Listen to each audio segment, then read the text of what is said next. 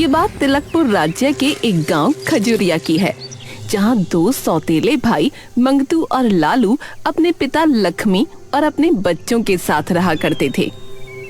लेकिन लक्ष्मी की तबीयत अब दिन पर दिन बिगड़ती जाने लगी थी। पिताजी। अरे आ गया मेरा सबसे कोमल मन का बेटा। आ बेटा आजा। पिताजी आप छोड़ के मत जाओ छोड़ के, वरना ये घर बेघर जाएगा पिताजी। अरे जब तक तू है ना तब तक मुझे भरोसा है कि इस घर को कुछ नहीं हो सकता। मुझसे नहीं होगा पिताजी आपके बिना।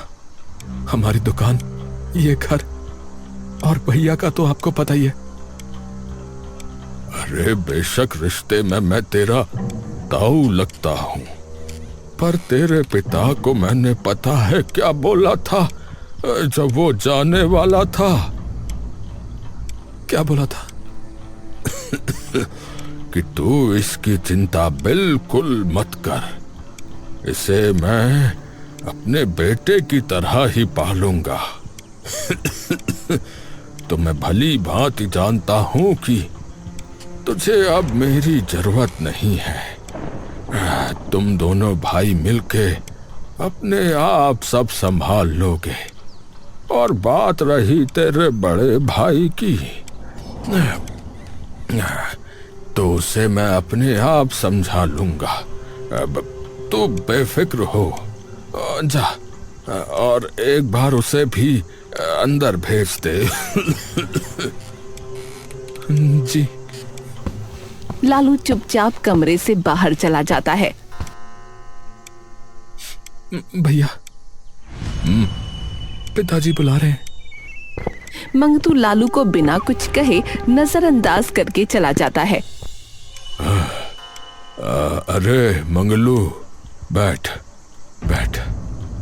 मंगतू चुपचाप लक्ष्मी के बगल में बैठ जाता है। अरे किस बात की नाराजगी है तुझे? हैं? अरे मुझे क्यों कोई नाराजगी होगी पिताजी? अरे तो फिर अपने छोटे भाई से ठीक से बात क्यों नहीं करता?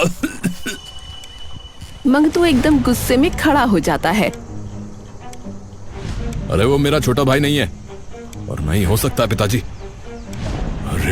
अरे बेटा, तुझे अच्छा लगे या बुरा, वो मेरा बेटा है और मेरी आखिरी सांस तक मानूंगा उसे मैं अपना बेटा। तू बैठ, तू जरा बैठ। जी बोलिए। तू बड़ा भाई है उसका बेटा, तो तेरी जिम्मेदारी है उसका ध्यान रखना और घर के हर सदस्य का ध्यान रखना, फिर चाहे वो लालू हो या उसका बेटा। मेरे जाने के बाद घर में तू सबसे बड़ा होगा, तो तेरी जिम्मेदारी बनती है कि तू सबका ध्यान रखे। वादा कर मुझसे, वादा कर कि तू ध्यान रखेगा, वादा कर।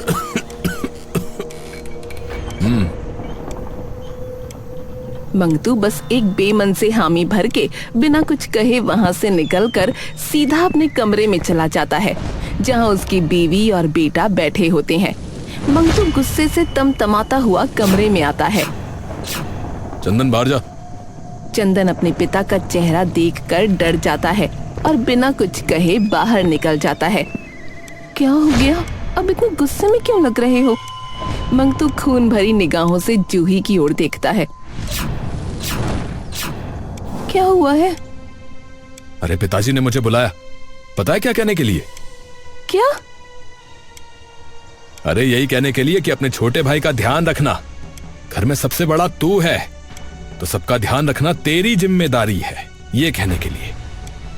ये क्या बात हुई भला? अरे मेरा अपना खानदान नहीं है क्या? है?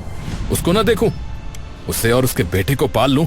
इन्हें तो यूं लगता है बस बचपन से यही खेल लगा रखा है इन्होंने। सबसे पहले उसको पूछेंगे हैं? और अपना सगा बेटा गया भाड़ में, हैं? आज भी एक बार भी मुझसे नहीं पूछा कि तुझे किसी चीज की जरूरत है बेटा या नहीं, हैं? तेरा बेटा ठीक है या नहीं? बस ये कह दिया कि लालू के बेटे की जिम्मेदारी मेरी होगी उनके जाने के बाद, हैं? अरे तो आप जाने दो ना, अगर आपको नहीं लेनी जिम्मेदारी तो मत लेना। हाँ तो मैं क्यों लूंगा, मैं क्यों लूंगा?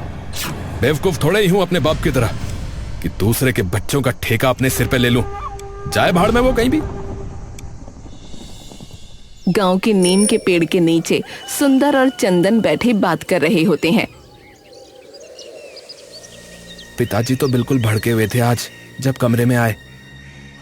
क्यों? अरे पता नहीं, दादा से मिलने से पहले तो ठीक ही थे। मेरे पिताजी का तो दादा के दुख में रो रो के बुरा हाल है यार। वो तो होगा ही, चाचा दादा को अपने बाप से बढ़कर मानते हैं भैया। पर मुझे तो एक बात समझ में नहीं आती। कौन सी बात? कि हमारे पिताजियों की बनती क्यों नहीं है? भाई तो हम भी है ना, लेकिन हमारी तो इतनी बनती है। अरे देख, पूरी बात तो भाई मुझे भी नहीं पता, पर हाँ मैंने सुना जरूर है कि हमारे पिताजी भी हमारी ही तरह हुआ करते थे, एक दूसरे के एकदम खास। लेकिन जब हमारे दादा ने तेरे पिताजी को गोद लिया ना, दिक्कतें तब से आना शुरू हुई हैं। क्या हुआ वो तो मुझे भी नहीं पता यार। भैया, अगर उन दोनों की जगह हम दोनों होते ना तो मैं तो जान भी दे देता आपके लिए। हाँ अच्छा, अरे ऐसे कैसे दे देता? मैं फिर तेरा बड़ा भाई किस काम का? कोई हिम्मत तो करके दिखाए तुझे कुछ कहने की, उसको जमीन में गाड़ दूंगा यूं का यूं यूं। अच्छा भैया, हम दोनों सोचो अगर मिलके हमारी कचौड़ी की दुकान चलाते तो मजा ही आ जाता नहीं? ये दोनों तो बस चुपचाप बैठे रहते हैं।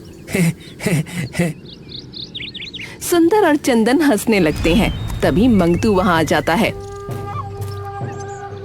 अरे चंदन! चंदन एकदम से डर कर खड़ा हो जाता है। अरे चल, बाजार जाना है, सब्जी लेने चल। ठीक है। चंदन मंगतू के साथ बाजार जाने लगता है। अरे तुझे कितनी बार मना किया है कि उसके साथ मत रहा कर। पर वो तो कुछ भी नहीं कहता मुझे। अरे मैंने कह दिया ना, नहीं मतलब नहीं। सुंदर ये सारी बातें सुनकर वापस अपने घर चला जाता है और जैसे ही रात ढलती है पूरा घर रोने की आवाज और चीखों से गूंज उठता है। पिताजी, पिताजी, नहीं पिताजी, आपको अभी नहीं जाना था पिताजी। अंतिम संस्कार अब सुबह ही कर सकते हैं। मंगतू सिर झुकाए कमरे से बाहर निकल आता है और अपने कमरे में जाकर चुपचाप बैठ जाता है। दिन चढ़ते ही पूरा गांव लक्ष्मी के अंतिम संस्कार पर इकट्ठा हो जाता है और पूरे रीति रिवाज के साथ लक्ष्मी का अंतिम संस्कार आखिरकार कर दिया जाता है।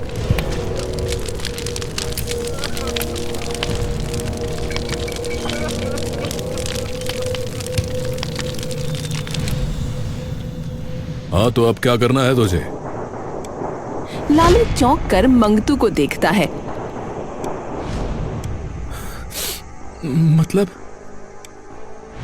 मतलब कि अपना नया ठिकाना ढूंढ ले।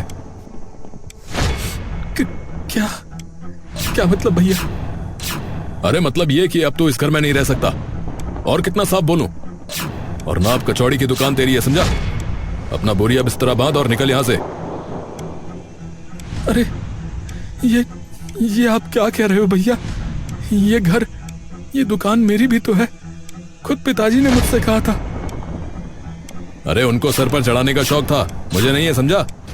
मेरे अपने बीवी बच्चे भी हैं, ठेका नहीं ले रखा मैंने तेरा। और तेरा तो सिर्फ बेटा बेटा है, मेरी तो बीवी भी है। भैया वो तो कब की गुजर गई, इसमें मेरी और मेरे बेटे की क्या गलती है? आप हम दोनों को बेघर क्यों कर रहे हो भैया? अरे तो तेरे हाथ पैर है ना, लंगड़ा है, लूला है, हैं? काम कर सकता है ना तो कमा लियो। मेरी जिम्मेदारी नहीं है तेरे बच्चे पालना, समझा? तभी चंदन बीच में बोल पड़ता है। पापा पर जाएंगे कहाँ? और सुंदर तो छोटा है अभी। अरे तुझसे 1 साल छोटा है बस, और तू बीच में मत बोल। भैया पर सुन ले, कल तक का वक्त है तुम दोनों बाप बेटे के पास, बता रहा हूं, वरना मैं खुद तुम्हारा सामान बाहर फेंक के आऊंगा, बता रहा हूं। कमरे में एकदम सन्नाटा छा जाता है। सुंदर और लालू मंगतू की बात सुनकर जैसे जम से जाते हैं।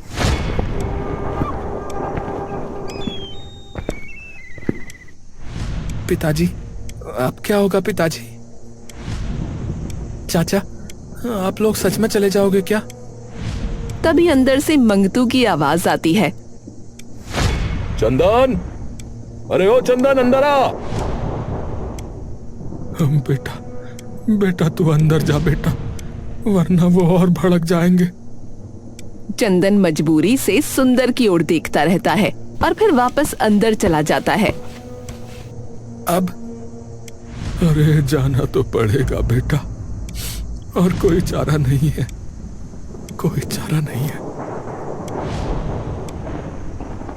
अगला दिन चढ़ते ही लालू और सुंदर अपना सामान बांधकर घर से बाहर निकल जाते हैं और चंदन दहलीज पर खड़ा उन्हें बस एकटक देखता रह जाता है। लालू और सुंदर अपना सामान लादे जंगल में आ जाते हैं। पापा, अब रुकेंगे कहाँ? आज तो बेटा यहीं रुकना पड़ेगा, बाकी कल देखते हैं। पापा, वो घर तो आपका भी था ना, तो आप लड़े क्यों नहीं? उससे क्या होता बेटा, उससे क्या होता बता। अरे दुकान में तो आप भी उतनी मेहनत करते थे जितने ताऊ जी, तो आपका भी तो हक हुआ ना। मेरा तो मन कर रहा था कि मैं उन्हें। बेटा नहीं, गलत बात, वो बड़े हैं, उनके बारे में ऐसे बात नहीं करते, वो चाहे कुछ भी कहें। लालू और सुंदर की सारी बातें पास में बैठे एक साधु कैलाश राम सुन लेते हैं। इतने दिनों के बाद सत्यता की महक आई है किसी से, परंतु ये सुगंध सत्य की है या दिखावे की, ये तो परखना ही होगा। तभी वो साधु एक बूढ़ी औरत का भेष धरकर लालू और सुंदर के सामने आते हैं। अरे बेटा, जरा सुन तो। जी जी अम्मा। बेटा, 2 दिन से भूखी घूम रही हूँ, 1 पैसा भी नहीं है, कुछ हो तो इस बुढ़िया की मदद कर दो बेटा। लालू बिना एक पल सोचे अपने पास जितने भी पैसे होते हैं निकालकर उस बुढ़िया को दे देता है। ये लो अम्मा। भगवान तुम्हारा खूब भला करे बेटा। पिताजी, वैसे ही हमारे पास पैसे सिर्फ आज के गुजारे के लायक थे, और वो भी आपने उनको दे दिए। बेटा कोई बात नहीं, हम तो जवान हैं, जंगल में फल फूल तोड़कर गुजारा कर लेंगे। पर सोच के देखो, वो बेचारी इतनी बूढ़ी, अरे कहाँ भटकेगी वो। लालू और सुंदर थोड़ा आगे बढ़ते हैं, तभी एक बैलगाड़ी वहां से गुजरती है जिसमें एक धनवान सेठ बैठा होता है, और उसी बैलगाड़ी से सोने के सिक्कों की पोटली नीचे गिर जाती है। लालू और सुंदर पोटली उठाकर बैलगाड़ी के पीछे दौड़ते हैं।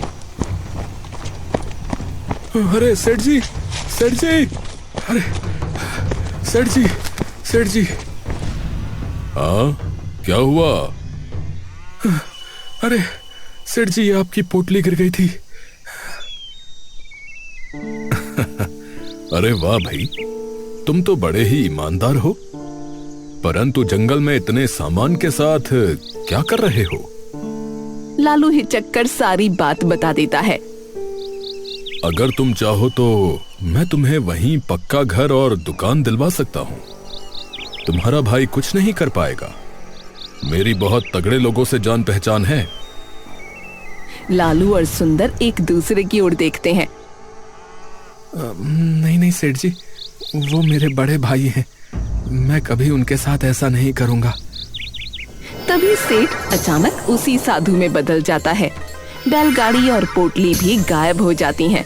लालू और सुंदर डरकर पीछे हट जाते हैं। अर्थात तुम्हारी सत्यता की सुगंध बिल्कुल खरी है। हाँ? मतलब और आप कौन है बाबा जी?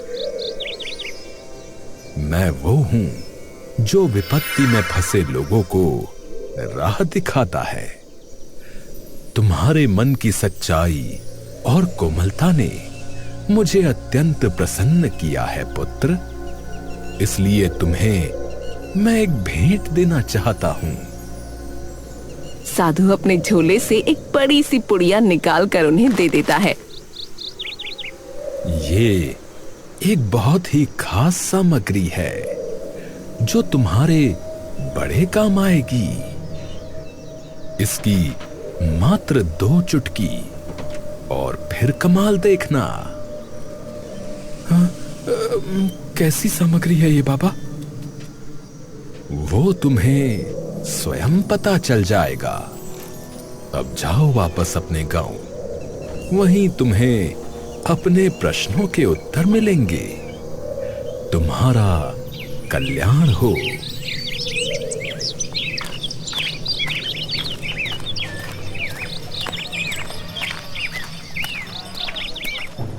देखते हैं कि वहाँ भीड़ जमा है और उनके बीच राज्य के सैनिक खड़े हैं। सुनो सुनो सुनो, कल राजमहल में एक खाने की प्रतियोगिता का आयोजन किया जा रहा है और जो भी विजयी होगा उसे राजमहल का शाही रसोइया नियुक्त किया जाएगा। सुनो सुनो सुनो। लालू और सुंदर के चेहरे पर चमक आ जाती है। पिताजी, शाही रसोइया बनने का मौका। अरे पर बहुत लोग आएंगे बेटा। जरूरी नहीं है कि वहां हम ही जीते बेटा। पर पिताजी, वो खास सामग्री भूल गए क्या आप? उन साधु महाराज वाली। हाँ, अरे हाँ हाँ हाँ। अगले दिन लालू और सुंदर राजमहल पहुंचकर प्रतियोगिता में भाग लेते हैं। आप जो भी बनाएंगे उसका सब सामान यहीं से मिलेगा। प्रारंभ करें।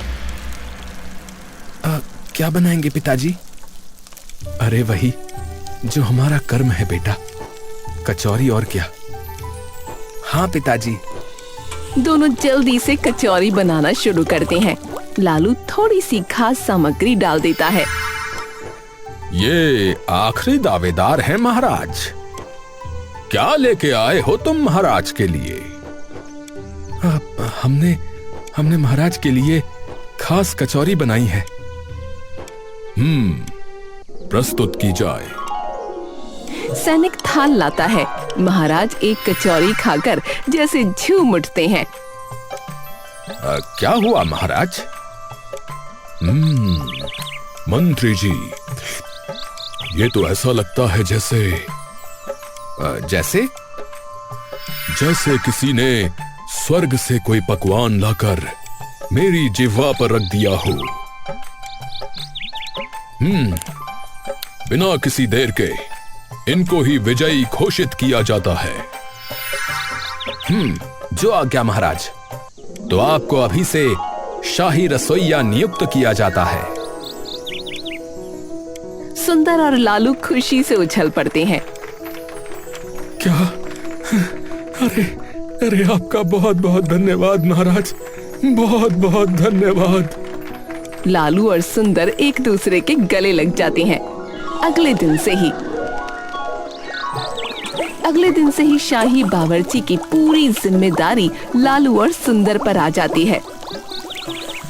और ये गई हमारी खास सामग्री। और आज महाराज फिर से खुश हो जाएंगे। और नहीं तो क्या। पिताजी, पूरे गांव में ना बस हमारा ही जिक्र हो रहा है बस। अरे ये तो बहुत ही बढ़िया बात है बेटा। मंगतू और चंदन दुकान पर बैठकर कचौड़ी तल रहे होते हैं कि तभी गांव वाले वहां आ जाते हैं। हाँ भाई मंगलू, अरे लगा दे जरा 3 कचौड़ी, बढ़िया गर्मा गर्म। अच्छा जी अभी लगाई भाई। वैसे तेरे भाई का सुना, अरे शाही रसोइया लग गया वो राजमहल में। हाँ सुना तो है। और तुम तो बस यहाँ मामूली सी कचौड़ियों की दुकान खोलकर बैठे हो हैं? अरे ये चलाना भी कोई आसान बात नहीं है भैया। हाँ तेरी बात भी ठीक ही है, लेकिन जो है तेरे भाई ने कमाल तो किया है कि नहीं? मानता है ना? अरे तो शाही रसोइया बनना कोई आम बात थोड़ा ही है? सुना है उसके हाथ की कचौड़ी खा के जो है महाराज बहुत ही ज्यादा प्रसन्न हो गए थे भैया। हाँ सबकी बातें मंगतू के मन में कांटे की तरह चुभ जाती हैं और चंदन चुपचाप ये सब देख रहा होता है। गांव वाले कचौड़ी खाकर वापस चले जाते हैं। बात तो ऐसे कर रहे थे जैसे मैं घर ही बैठा रहता हूँ। चाचा ने अच्छी बनाई होगी बहुत, इसीलिए ही उन्हें चुना गया। अच्छा, इतनी अच्छी यहाँ तो कभी बनाई नहीं। असल में तब तक तो वो मेरे पैसों का खा रहा था, और अब जब अपनी बारी आई है तो देखो कैसी मेहनत कर रहा है। पिताजी वो मेहनत तो यहाँ भी करते थे। तुझे बड़ी तरफदारी आ रही है उसकी, है? तू बड़ी तरफदारी कर रहा है उसकी? बात तरफदारी की नहीं है पिताजी, आपकी वजह से मेरा छोटा भाई भी मुझसे दूर चला गया। चंदन गुस्से में वहां से चला जाता है। अब दिन प्रतिदिन मंगतू के मन में लालू के प्रति घृणा और बढ़ती जाती है। क्या हुआ अब? अरे सबने दिमाग खराब किया हुआ है?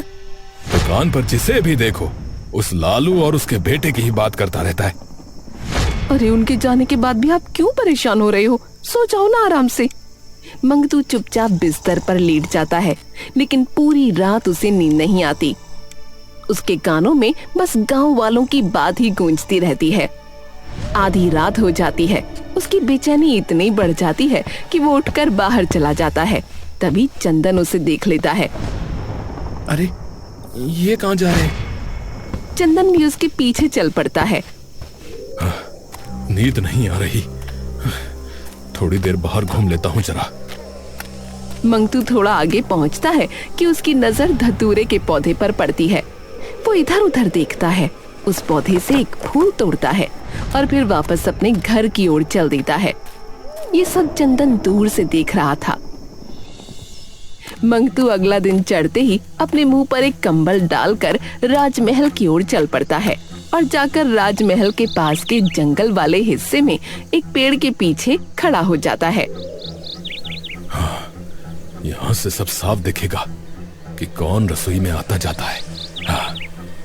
मंगतू पूरा दिन वहीं राजमहल की कड़ी निगरानी करने लगता है। रात ढलते ही वापस चला जाता है। अगला दिन चढ़ते ही मंगतू फिर से उस पेड़ के पीछे छुपकर सब कुछ ध्यान से देखने लगता है। कुछ हफ्ते यूं ही मंगतू रोज आकर उस पेड़ के पीछे छुपकर सबकी आवाजावी की खबर बटोर लेता है। अब कल का दिन चढ़ते ही उस लालू का सूरज ढल जाएगा। अगला दिन चढ़ते ही मंगलू एक आखिरी बार फिर वहां पहुंचता है और पेड़ के पीछे खड़ा हो जाता है। तभी सामने से राजमहल का एक बुजुर्ग सा इंसान कंधे पर एक भारी सा बर्तन लिए वहां से गुजरता है और तभी मंगतू उसके सामने आ जाता है। अरे चाचा, मैं कुछ मदद करूं? अरे नहीं नहीं बेटा। अरे कोई बात नहीं चाचा, आप मुझे बताओ कहाँ लेके जाना है, मैं ले जाता हूँ। अपने बेटे जैसा ही समझो मुझे। हाँ अच्छा ठीक है बेटा, चलो फिर। मंगतू उस बुजुर्ग से वो बर्तन अपने कंधे पर ले लेता है। इसे राजमहल की रसोई तक पहुंचाना है बेटा। वो तो मैं ले जाऊंगा चाचा, उसकी चिंता मत करो। वैसे इसमें है क्या जो ये इतना भारी है? अरे बेटा, हर हफ्ते महाराज के लिए अलग से घी मंगवाया जाता है उनके खाने में डालने के लिए, तो बस वही है। अच्छा अच्छा। तभी धीरे से मंगतू अपनी जेब से एक छोटी सी डिब्बी निकालता है और चुपके से उसमें से धतूरे का जहर उस घी में मिला देता है। बस बेटा, आप मुझे दे दो, अंदर मैं अपने आप ले जाऊंगा।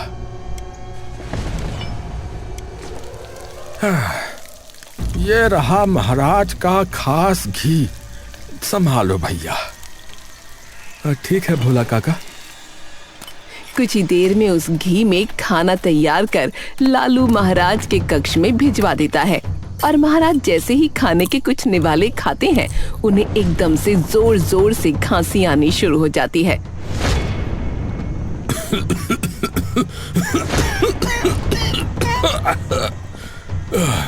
मंत्री जी। महाराज, महाराज क्या हुआ? महाराज के मुंह से एक शब्द नहीं निकलता और वो सीधा जमीन पर जा गिरते हैं। हाँ? महाराज, महाराज! सैनिकों, जल्दी से राज्य वैद्य के पास ले चलो इन्हें। सब सैनिक तुरंत महाराज को उठाकर राज वैद्य के पास ले जाते हैं। थोड़ी देर बाद महाराज ठीक तो है ना? हाँ, फिलहाल वो खतरे से बाहर है।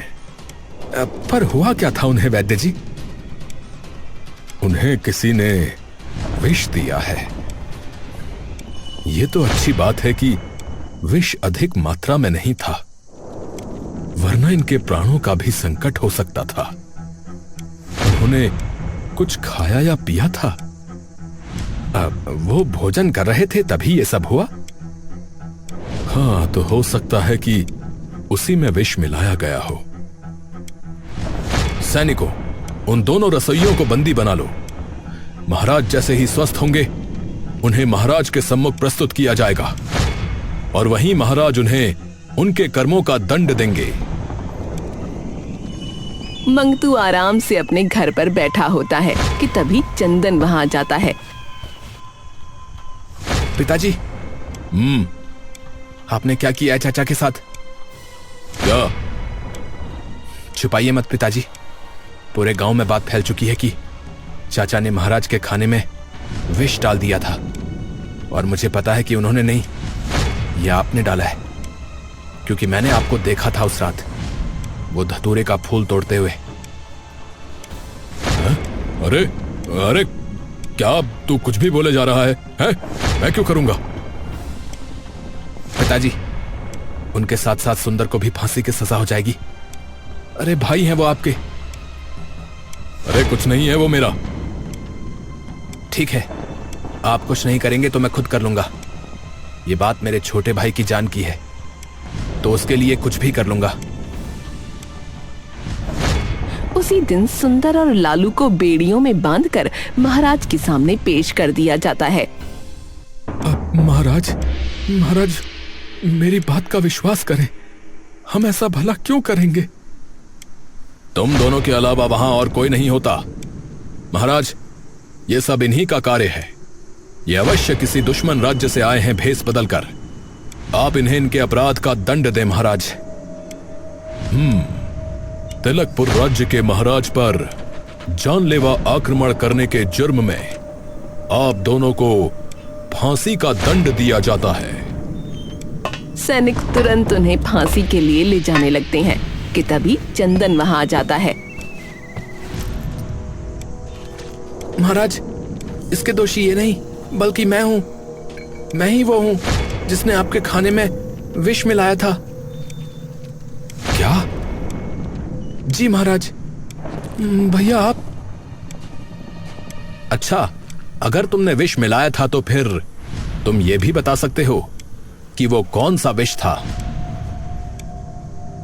जी बिल्कुल, मैंने धतूरे का विष डाला था महाराज। क्या ये सत्य है मंत्री जी? जी महाराज। सैनिकों, इसे बंदी बना लो। सैनिक चंदन को पकड़कर बांधने लगते हैं कि तभी मंगतू भी वहां आ जाता है। अरे अरे, ये सब क्या हो रहा है महाराज? मेरे बेटे को क्यों बंदी बनाया जा रहा है? क्योंकि तुम्हारे बेटे ने ही महाराज को मारने का षड्यंत्र रचा था। नहीं नहीं महाराज, ये झूठ है। ये ऐसा क्यों करेगा? तो फिर इसे कैसे पता कि खाने में धतूरे का विष था? मंगतू कुछ देर के लिए चुप हो जाता है। महाराज, वो विष इसने नहीं, परंतु मैंने मिलाया था खाने में। लेकिन महाराज, मैंने सिर्फ 2 बूंद मिलाई थी। मैं आपके प्राण नहीं लेना चाहता था। मैं बस ये चाहता था कि आप इन दोनों को शाही रसोइये के पद से हटा दें। इसे इसीलिए पता है क्योंकि इसने धतूरे के फूल तोड़ते हुए मुझे देख लिया था।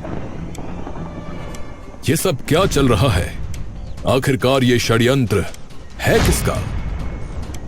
देखो, सभी के सभी सत्य बताओ, नहीं तो चारों को फांसी मिलेगी।